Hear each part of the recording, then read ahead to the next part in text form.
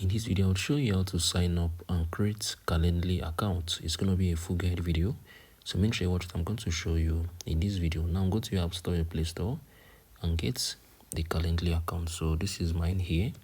I'm currently using my iPhone. So once you need to do now, just open it. Click on the first option.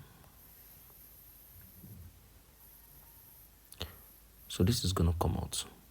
So you can either enter this first option, that is the address, or you can use the sign up with Google. So I think I'm going to be using the second day sign up with Google. So I'm going to use it. I'm going to click on it. So what I'm going to do now, I'm going to enter the required details.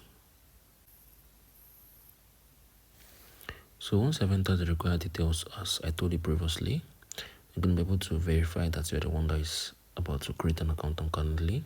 Then I'm going to be able to click on the continue, right? So this is going to come out. So you're going to be asked, how do you plan on using this? So I think I'm going to be using it, let me say, just on my own. Click on next. So what is your role? I can just, okay, education, click on next.